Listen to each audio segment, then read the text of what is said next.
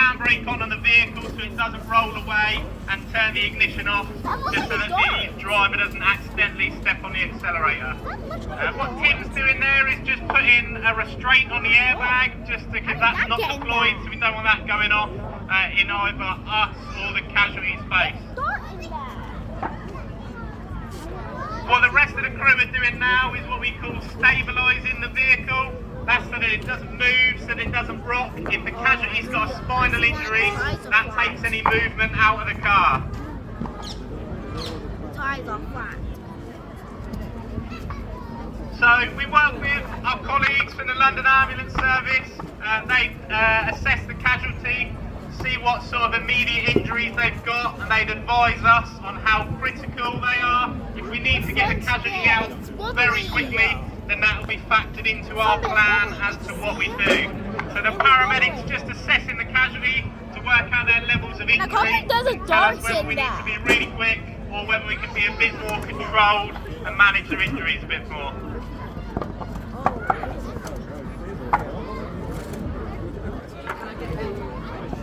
They're trying to make sure it doesn't move.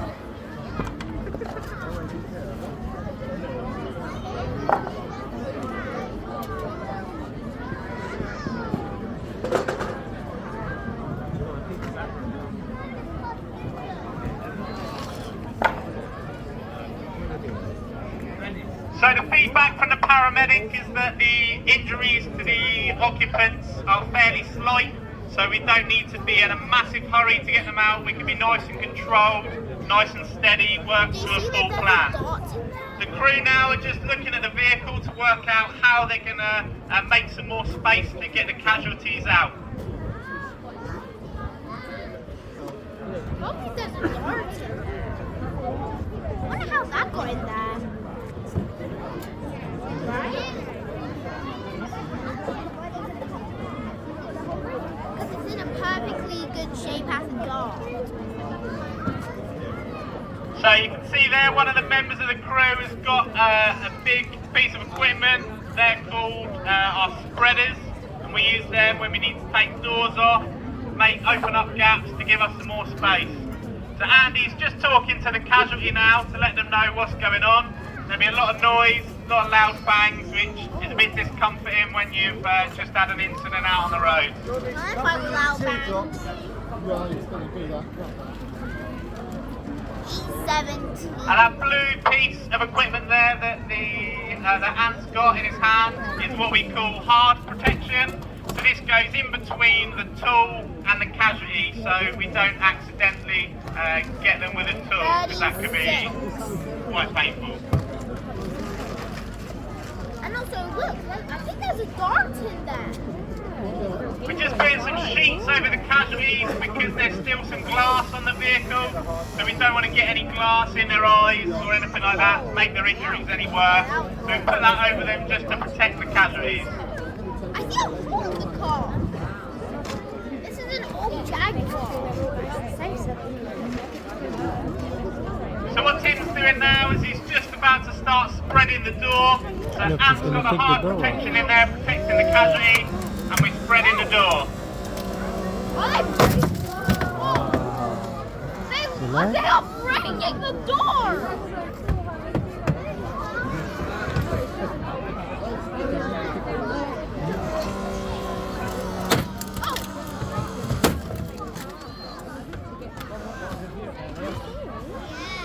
They're breaking the door open! So as you can see, we've got the first door off, so that gives us more space should we need to get the casualty out quickly if their condition deteriorates.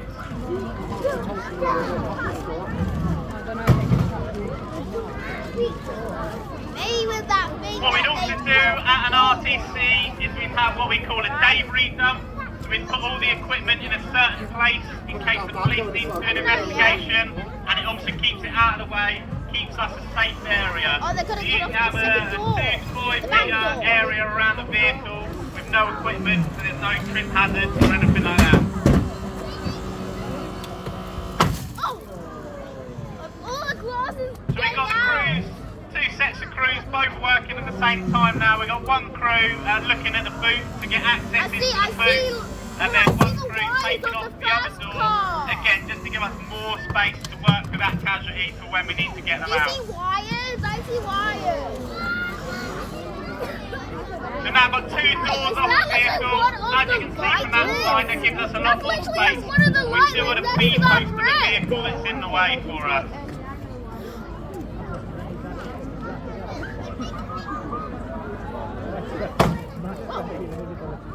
Oh, they're cutting off the other back. Oh, they're cutting off the truck.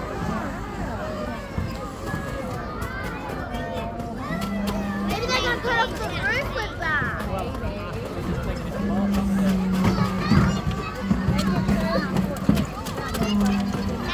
So what Tim's doing there on the driver's side, he's just having a look underneath the soundproofing on the vehicle, just to make sure there's no reinforced metal, any gas struts that we might pop when we get the cutters in there. So we make sure there's no airbags we might go through or accidentally set off.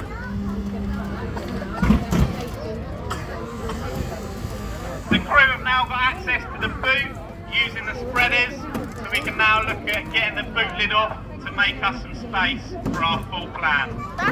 That's one of the white lids over there. You see it? Dad, I see it white.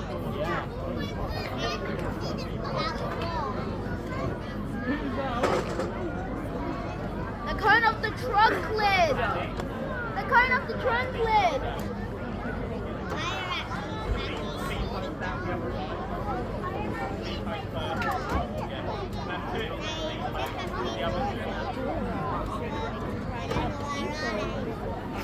That's a jaguar.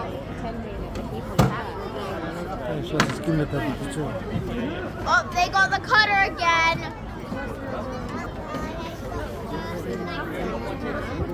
They got the cutter that sliced off the first door and the second door.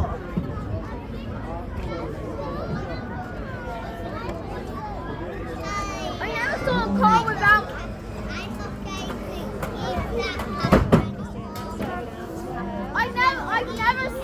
I've never seen a car without doors. Whoa! It's flying! My door! Yeah, it's I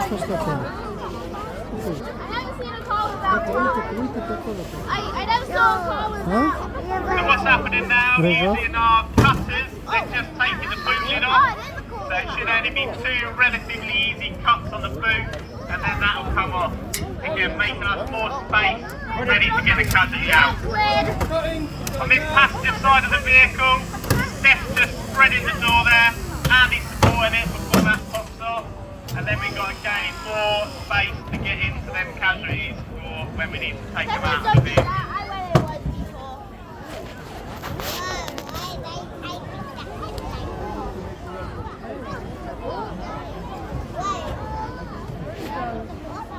Literally are those bags on there? Then we see the crew at the back of the vehicle and now got the boot lid off. So we've now got 3 out of the 4 panels off of the vehicle.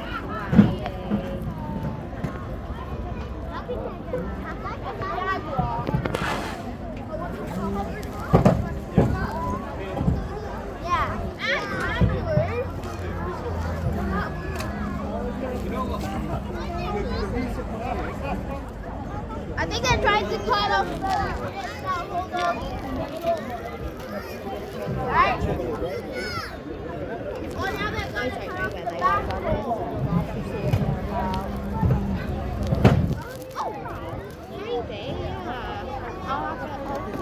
So we now have all 4 doors and the boot lid off of the vehicle. Don't worry. That's now ready for us to start making some more cuts to the more serious structure of the vehicle, ready to give us more space to get the casualties out.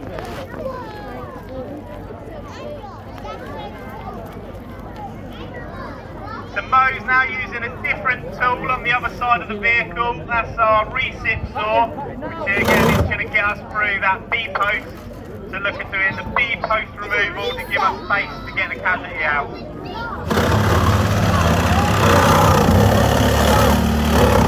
That's really loud. As I mentioned earlier, it's quite loud for the casualty. That's why we've got people close to the casualty, talking to the casualty and letting them know what's happening. Letting them know when there's going to be cuts and when there's going to be impact.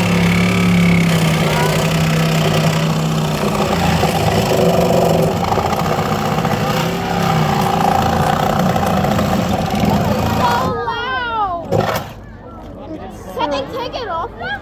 I smell smoke. Yeah. I smell smoke. I smell smoke. Oh, that was the grabber. So Mo's just changed tools there and he's gone for the cutters now, just with a wider and stronger metal at the bottom of that B-post. That should make it easier for him to make the cuts to get that B-post out.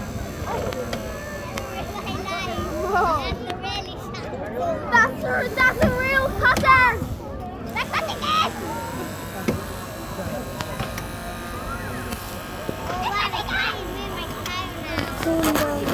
Huh? Get up there. Okay? You like this?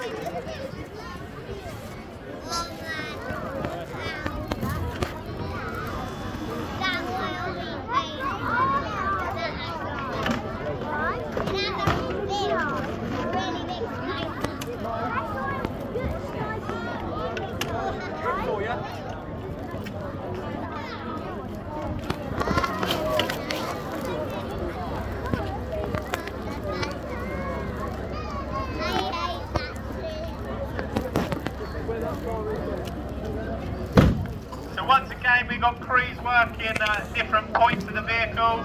We do it at an RTC so that things can happen all at the same time, making it quicker for us to get the job finished, get the casualties to the ambulance and to safety.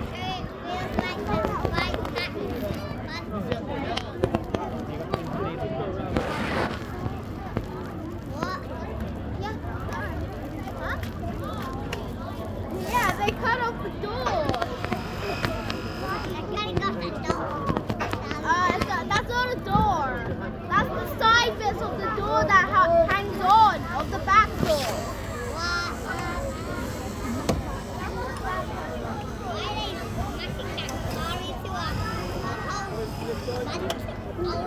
So they can get the others out.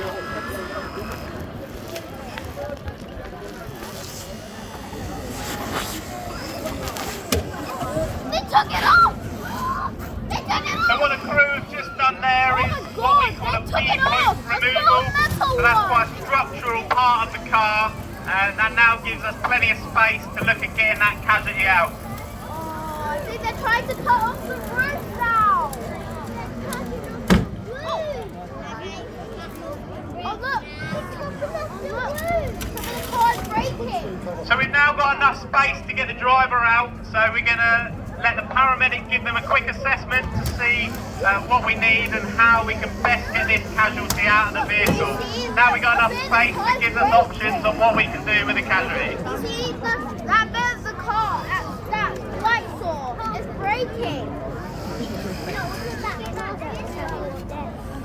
I can't believe they took off that side bit. With the rainbows on his Right? shoulders. Oh, right over the corner. Under the tent. Okay. Okay, so the casualty is determined that the paramedics have determined that that casualty is not seriously injured and with a little bit of assistance can get out of the vehicle.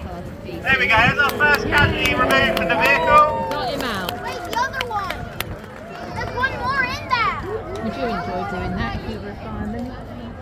You wouldn't. So that's the first casualty out. For the second casualty, they've got a back injury. So what we need to do is keep them as still as possible and remove them on a spinal board. So we're going to look at taking the roof off of the vehicle so that we can get the board in and get the casualty out with as least movement as possible. What the guys are doing now is just putting a protective cover over the windscreen so that when the windscreen breaks, it doesn't injure the casualty, no glass goes all over them. The windscreen. Look at the windscreen. The windscreen is going to break now. They're going to smash that Bye bye, windscreen. With that hammer.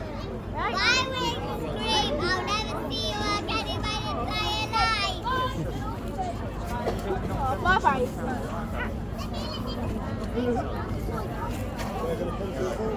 Punch up here. Low down, yeah? Low down, take the whole thing. Slow as you can go, without hitting that.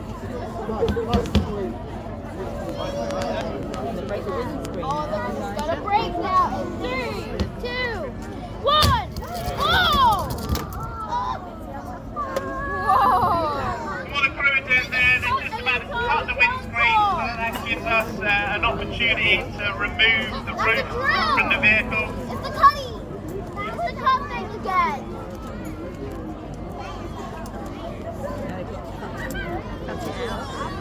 It completely broke off. It completely broke off. Yeah, no, it looks like dark. One hit, yeah, now they'll cut it. That just makes hole. Now they'll use the saw to cut it. Yeah.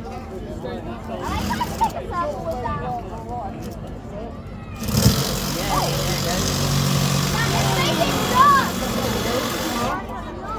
I got some glass in my hair. Cut across the other way. I got some gloves in my hair. I got some gloves in my hair. No, it's okay.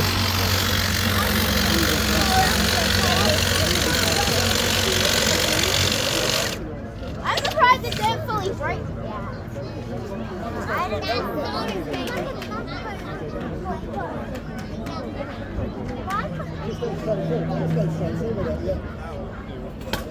Oh! You want to support that one?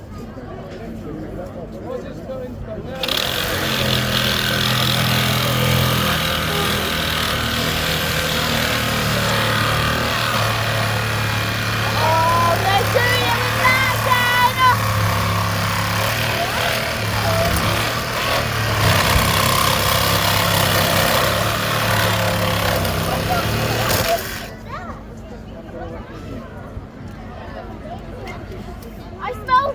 I smell dust.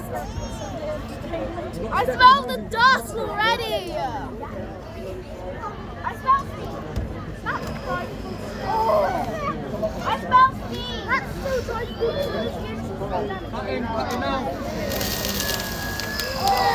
So the crews are just cutting the front of the vehicle. We leave the last cut to the one that's nearest to the casualty so that we can let them know and we can brace the roof ready for it to come off to get the casualty out. So one side of the windscreen's cut and that's what we call an A-post cut. We're just going to cut the other A-post on the passenger side of the vehicle. And then we'll cut the B-post on the passenger side and then we'll be ready to lift the roof off. I think that's dangerous to drive in now.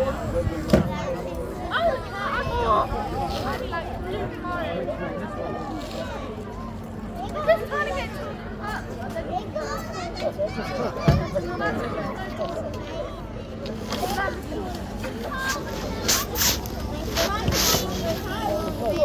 Alright, well they're nearly done. a Lamborghini. They're turning it into a Lamborghini.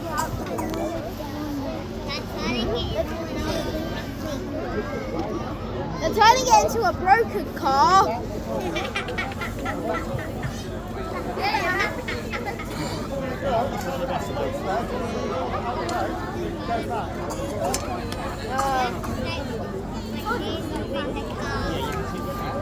Probably they'll.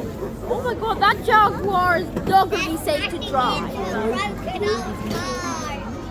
Yeah, which is, I think that's the last one of the Jaguars. I think that's the last Jaguar in the entire world. Maybe.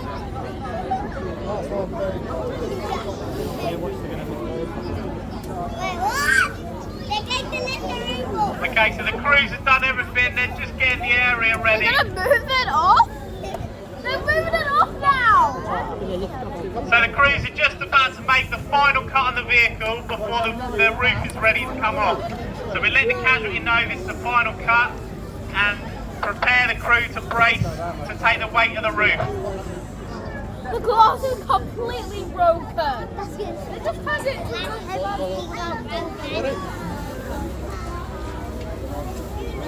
that has a hole in there. And don't have a and that does and a bit of it is a little loose. Look. Oh, they So there we go, the roof's now free and ready to come off the vehicle. The crew will lift it over the casualty, being sure to be mindful of the windscreen going too close to them. As you can see, we've now got a convertible car ready for the summer. What's that? What's that little thing in there? There's a little thing in there. Do you see that? Do you see that in the back? In the back. What is that? It's a little. It looks like it's someone must have had a car crash with this. Someone must have a car crash with Okay, this. so what will happen now is the LAS paramedics come in just to stabilise the neck of the casualty to ensure minimal movement. Oh. Crew are just putting some protection on the sharp edges of the vehicle there to avoid any injuries to the crew or the casualty. And we're just prepping the vehicle ready for the last part, which will be to take them out on the longboard or our stretcher. Where's the stretcher? Oh! Where's the stretcher? Where's the stretcher? As you can see, the paramedics now in the vehicle, and the paramedics just making sure that that casualty's head doesn't move to potentially worsen any spinal injuries.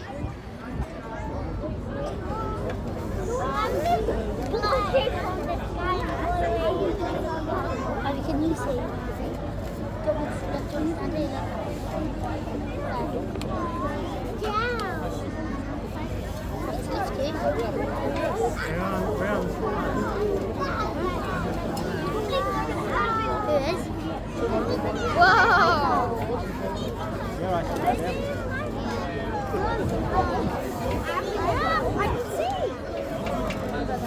Ambulance? Well, I don't see one that says ambulance. Yeah, I'm standing here. I don't see it. Coming here. And then your foot will come back to me. There you go. Have a look through there. I move over and Daddy can get there. Oh look, the torch! There's a torch on the helmet. One of the helmets has a torch. What is that? Oh, that's the stretcher. The orange thing. The orange thing is the stretcher.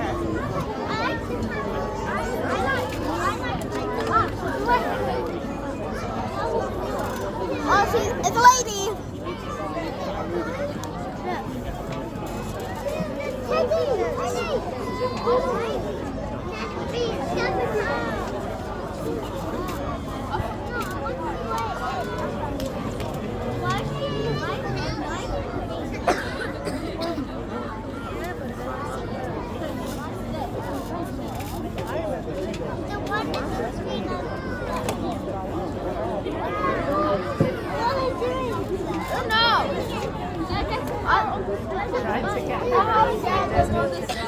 When you're in the car,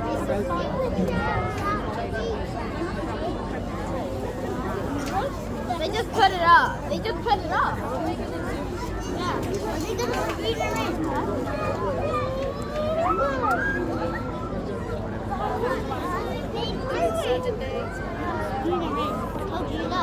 Scooping her up. It's scooping her up. It's scooping her up.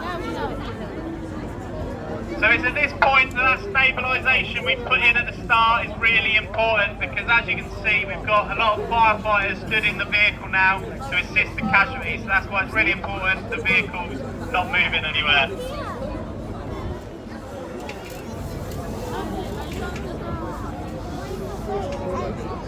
Yeah, I see her eyes open. Yeah, I see it. But she's not. But she's actually not. So what we do is slowly move the casualty up the board until they're fully on the board and ready to come out. So now we slide the casualty towards the back of the stretcher and then we move them to the back of the vehicle, at which point they'll go towards the ambulance to be fully assessed and taken to hospital. Come on, let's go. So they're just strapping the casualty to the board and make sure they're safe and not going to fall out. She is not dead.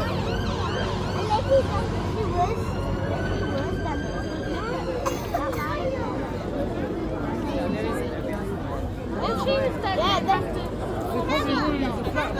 will have to do CPR.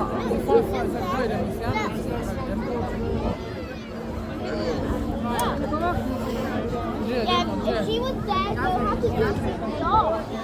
CPR and... So the person who's in control of the head will dictate where they move and when they move, and all the crew work together, ready to get the casualty out of the vehicle safely, all working together at the same time. Oh no, I saw her feet move. I saw her shoe move. Yeah, she's fine. I don't know what voice that's for. She's going to the fire. I'll be the firefighter. Yeah. She just probably faking it. So now we're on to the final movement. The casualty is going to come all the way from the vehicle, be placed on the floor down by the paramedics, ready for the paramedics to do their job, fully assess them and take them away to hospital.